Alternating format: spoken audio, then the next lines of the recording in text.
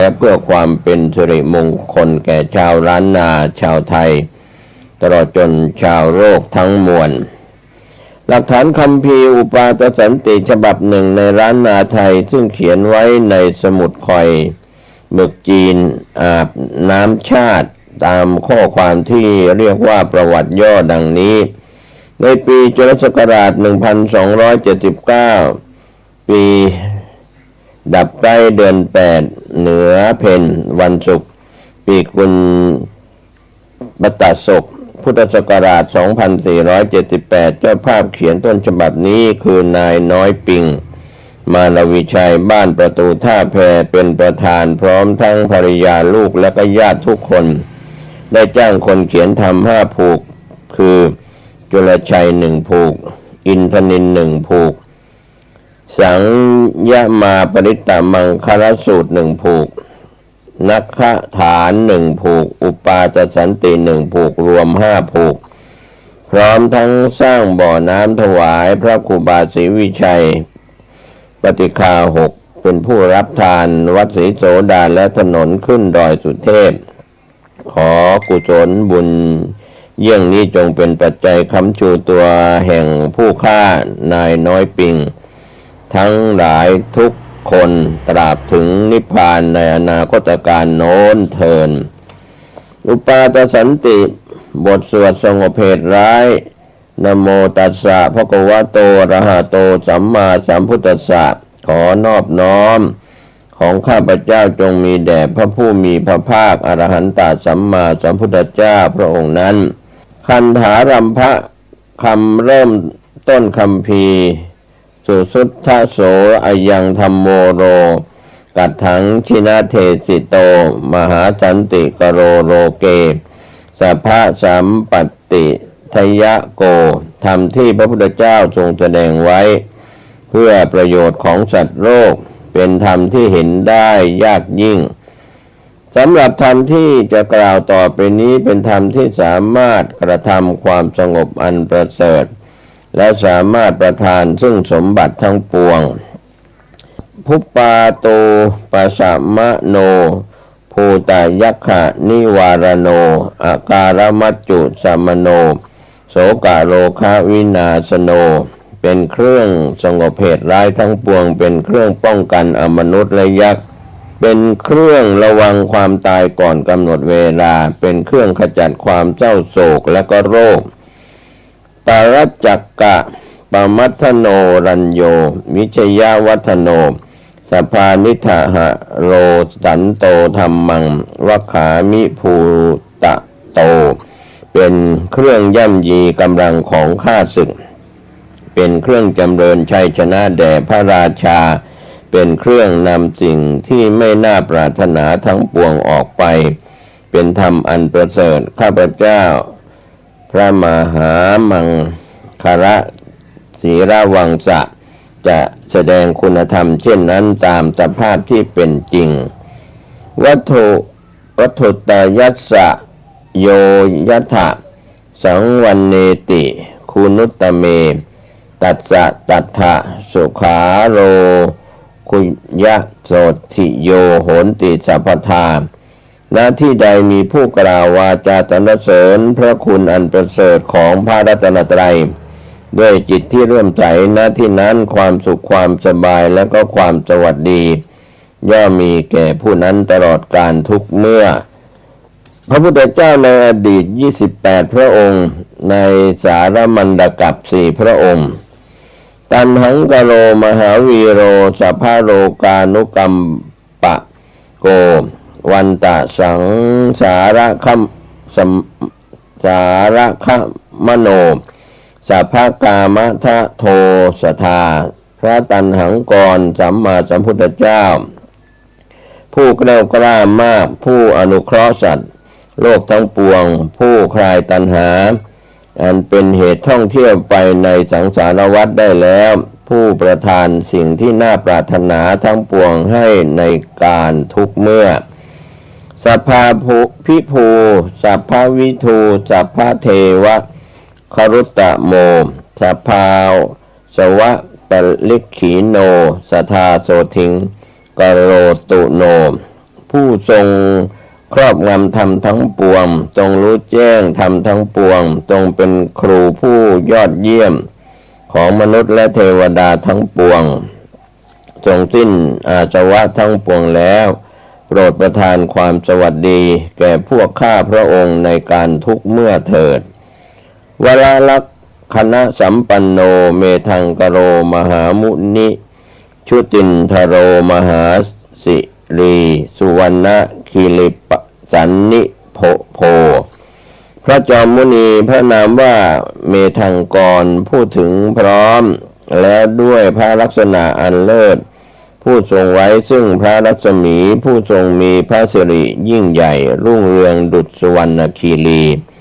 ทิพารูโปมหากายโยมหานาโถมหัพพโรมหาการุณิโกสัทธามหาสันติงกโรตุโนผู้ทรงมีพระรูปเพียงดังเท้ามหาพรหมมีพระวรกายอันประกอบด้วยมหาปุริสารขณะทรงเป็นที่พึ่งอันประเสริฐมีพระกำลังมากทรงประกอบด้วยพระมหากรุณาทรงเป็นพระศาสดาโปรดประทานความสงบอันยิ่งใหญ่แก่ปวงข้าพระองค์มหาโมหะตมังหันตวามโยนาโถสรนังกโรเทวาเทวมนุษสานังโลกานันจะหิตังกโรพระสัมมาสัมพุทธเจ้าพระนามว่าสรนังกรทรงเป็นที่พึ่งทรงกำจัดความมืดมนคืออวิชชาได้แล้วทรงกระทำประโยชน์เกื้อกูลแก่จัดโลกกล่าวคือเหล่าทวยเทพอสูรและมนุษย์ทั้งหลายพยามัปปภาพิรุจิโตนิโครทะปาริมันดะโรนิโครทะปักกะพิมโพธะโพธโถสัทธาโสถิงกโรตุโนพระสัมมาสัมพุทธเจ้าทรงพระนามว่าสรนังกรพระองค์นั้นผู้ทรงรุ่งเรืองด้วยพระรัศมีแผ่ออกไป1 วาโดยรอบผู้ทรงมีพระวรกาย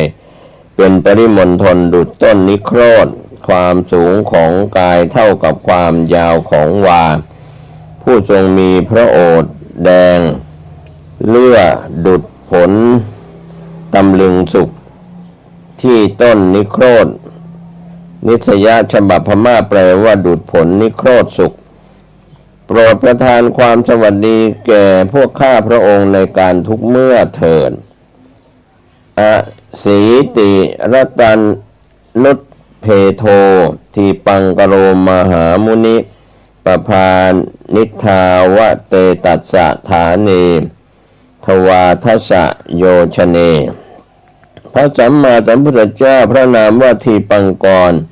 มีพระวรกายสูง80 ศอกทรงเป็นพระมหามุนีพระรัศมีของพระองค์แผ่ออกไปในที่12 โยชน์วัดสัตตะสหัสสานิทัตตวาโลเกวินายโกโลกะกโรสัทธาสัทธาโสถิงกโรตุโนพระองค์ทรงมีพระชนอยู่ในโลก100,000 ปีทรงนำเวนยสัตว์สู่พระนิพพานทรงเป็นพระศาสดาผู้ประทานแสงสว่างแก่โลกโปรดประทานความสวัสดีแก่พวกข้าพระองค์ในการทุกเมื่อเถิดในสารกัปหนึ่งพระองค์คืออัฏฐาสีติหัตถุเพโทโกนทัญโยนามโกนายโกสัพพะธรรมเมหิอัสโมสัพพะปารมิตาคะโมพระสัมมาสัมพุทธเจ้าพระนามว่าโกนทัญญะมีพระวรกายสูง88 ศอกทรงเป็นผู้นำทรงเป็นผู้ไม่มีบุคคลเสมอด้วยธรรมทั้งปวงทรงถึงความเป็นผู้มีบารมีทั้งปวงวัดสัสสะตะสะหัสสานิอายุตัสสะมเหสิโนโมเจตุโสสัพพะพยาสัทธาโสถิงกโรตุโน ทรงเป็นพระผู้แสวงหาคุณอันยิ่งใหญ่มีพระชนมายุ100,000 ปีขอพระองค์โปรดเรื่องพวกข้าพระองค์ให้พ้นจากภัยทั้งปวงโปรดประทานความสวัสดีแก่พวกข้าพระองค์ในการทุกเมื่อเถิดในสารมันดกัปมีพระพุทธเจ้า4 พระองค์อัฏฐาสีติรัตนานิอัจจุคโตชุตินทโรมังคโรนามะสัมพุทโธนวุตติจหัสสายุโกพระสัมมาสัมพุทธเจ้าพระนามว่ามังคละทรงมีพระวรกายสูง88 ศอกทรงไว้ซึ่งพระรัศมีทรงมีพระชนมายุ 90,000 ปีฉัพพันนรังสิโยทัสสะตหัสสะโลกธาตุโยภรันตาตัสสะฉาเทนติเอสะโสถิงกโรตุโนพระฉัพพนรังสีของพระองค์แผ่ปกคลุมโลกธาตุ10,000ขอพระองค์โปรดประทานความสวัสดีแก่พวกข้าพระองค์เถิดนวุตติรัตันนุเพโทสุมโนนามะนายโกกัญจนาจระสังกาโสนวุตติสหัสสายุโกพระสัมมาสัมพุทธเจ้าพระนามวสุมนะทรงมีพระวรกายสูง90 ศอกทรงเป็นผู้นำทรงเป็นผู้เปรียบประดุจสุวรรณคีรีทรงมีพระชนมายุ 90,000 ปีอุเปโตพุทธคุเนหิสัพพะสัตตาหิเตสโกกโรตุโนมหาสันติงอาโรคายัญจะสุขังสัทธาทรงประกอบด้วยพระพุทธคุณทั้งหลายทรงแสวงหาความเกื้อกูลแก่เหล่าสัตว์โลกทั้งปวงโปรดประทานความสงบร่มเย็นความไม่มีโรคและความสุขแก่พวกข้าพระองค์ในการทุกเมื่อเถิดอสีติรัตนุเพโทสัทธิสหัสสะอายุโกเรวโตนามะสัมพุทโธสัพพะโรกุตโรมุนิพระสัมมาสัมพุทธเจ้าพระนามว่าเรวตะทรงมีพระวรกายสูง80 ศอกทรงมีพระชนมายุ 60,000 ปีทรงประเสริฐกว่าจัดโลกทั้งปวงทรงรู้แจ้งโลกทั้งปวงตัสสะสลีเลนิพพัตตาปะพามาราอนุตตราภรันตาโยชเนนิจจังสัทธาโสถิงกโรตุโนแสงแห่งพระรัศมีอันไม่มีที่เปรียบอันเกิดแก่พระวรกายของพระองค์แผ่ไปตลอดแนวหนึ่งยอดเป็นนิจโปรดประทานความสวัสดีแก่พวกข้าพระองค์ในการทุกเมื่อเถิดโสภิโตนามะสัมพุทโธนวุติสหัสสายุโกสังสาระสาคาเรสัตเตพหูโมเจติทุกขโตพระสัมมาสัมพุทธเจ้าพระนามว่าโสภิตะทรงมีพระชนมายุ 90,000 ปีทรงเปลื้องสัตว์โลกเป็นจำนวนมากจากทุกข์ในห้วงมหาสมุทรคือสังสารวัฏอัฏฐปัญญาจารตนังอัจจุคโตมหามุนิโอภาเสติทิสาสภามตถาโสถิงกโรตุโนพระองค์ทรงมีพระวรกายสูง58 ศอกทรงเป็นพระมหามุนีผู้ประเสริฐทรงยังทิศทั้งปวงให้สว่างไสวโปรดประทานความสวัสดีแก่พวกข้าพระองค์ในการทุกเมื่อเถิดในวรกัปมีพระพุทธเจ้า3 พระองค์อโนมทัสสีสัมพุทโธเตชัสสีทุรติกะโมอัฏฐปันนารัสสะตโนโอภาเสนโตสะเทวเกพระสัมมาสัมพุทธเจ้าพระนามว่าอโนมทัสสีผู้มีอันศัตรูไม่สามารถกล้ำกลายได้ทรงมีพระวรกายสูง58 ศอกทรงกระทำมนุษย์โลกพร้อมทั้งเทวโลกให้สว่างไสวอยู่นิพพานะปาปโกโรเกวัสสัสสะตะสหัสสา ยุกโรตุโนมหาสันติงสุขิตาจะมะยังสทาพระองค์ทรงยังสัตว์โลกให้ถึงพระนิพพานทรงมีพระชนมายุ 100,000 ปีโปรดประทานความสงบร่มเย็นแก่พวกข้าพระองค์ในการทุกเมื่อเถิดอันหนึ่งขอให้พวกข้าพระองค์จงเป็นผู้มีความสุขในการทุกเมื่อเถิดปทุมโมนามสัมพุทโธโลกะเชโธนราสโพอัฏฐปัญญาสะรัตโนอาทิจโจวะวิโรจติพระสัมมาสัมพุทธเจ้าพระนามว่าปทุมมะทรงเป็นผู้ประเสริฐกว่าเราสัตว์โลกทั้งปวงทรงมีพระวรกายสูง58 ศอกทรงรุ่งเรืองประดุจพระอาทิตย์วัสสัสสะตะสหัสสานิอายุตัสสะมเหสิโนโสปิพุทโธการุณิโกสทาโสถิงกโรตุโนพระองค์ผู้แสวงหาคุณอันยิ่งใหญ่ทรงมีพระชนมายุ 100,000 ปีแม้พระพุทธเจ้าพระองค์นั้นทรงมีพระมหากรุณาขอทรงโปรดประทานความสวัสดีแก่พวกข้าพระองค์ในการทุกเมื่อเถิดอัฏฐาสีติรตันนุเพโทนารโถสัพพะกามโทนิรันตรังทิวารติงโยชนังภรเตปภาพระสัมมาสัมพุทธเจ้าพระนามว่านารถะทรงมีพระวรกายสูง88 ศอกทรงประทานสิ่งที่น่าชอบใจทั้งปวงพระรัศมีของพระองค์แผ่ไปสู่ที่1 โยชน์ตลอดวันและคืนเป็นนิจนานุวัตติวัสสะสหัสสานิทัตวาโลเกวินายโกโมเจติทุกขโตสัตเตโสปิโสถิงกโรตุโนพระองค์ทรงแนะนำสั่งสอนสัตว์โลกให้หลุดพ้นจากวัฏทุกข์ทรงมีพระชนมายุ 90,000 ปีโปรดประทานความสวัสดีแก่พวกข้าพระองค์เถิดใน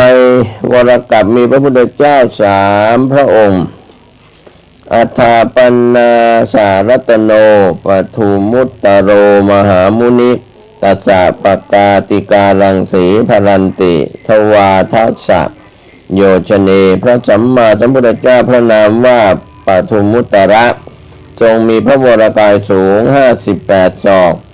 พระรัศมีอันมีอยู่โดยธรรมชาติของพระองค์แผ่ไปถึง12 โยชน์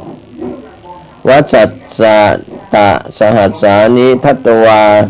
โลเกมตันทะโทโมเจติพันธนาสัตเตโสปิปาเรตุโนสทาพระองค์ทรงประทานอมฤตธรรมคือพระนิพพานทรงดำรงพระชนอยู่ในโลกตลอด 100,000 ปี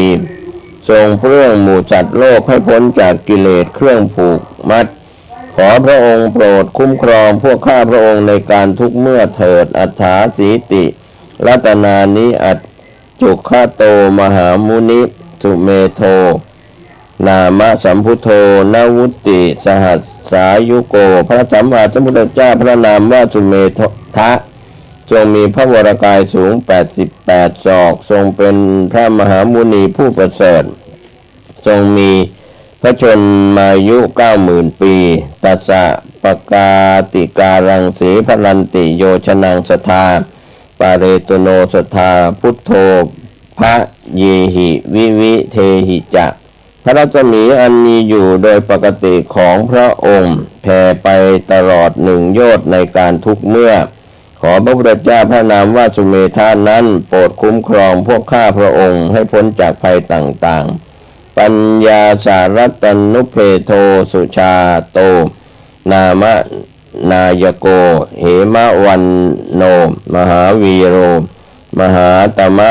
วีโนทโนพระสัมมาสัมพุทธเจ้าพระนามว่าสุชาตะ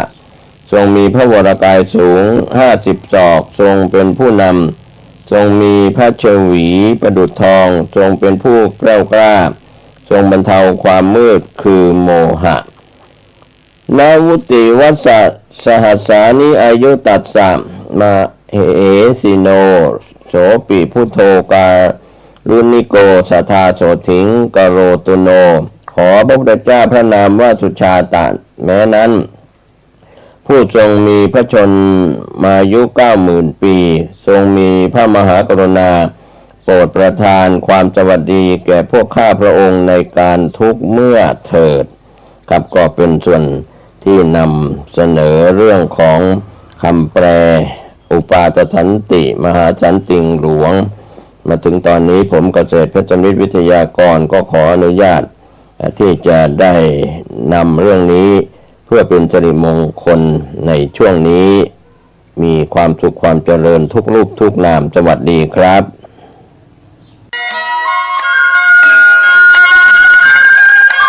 เนื่องด้วยศาสตราจารย์พิเศษท่านประเสริฐอยู่เจริญดีได้จัดสร้าง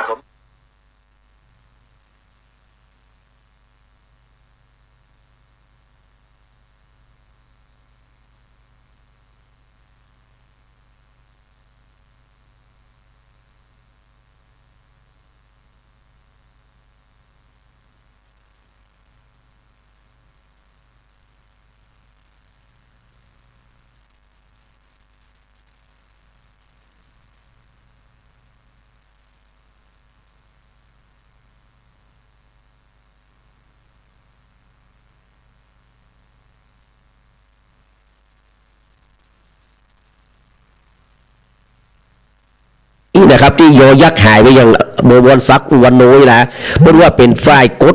กฎหมายที่บ่มียอยักษ์นะครับมีชัยกาวิษณุจารุวิษณุนะครับคืองามกานะครับ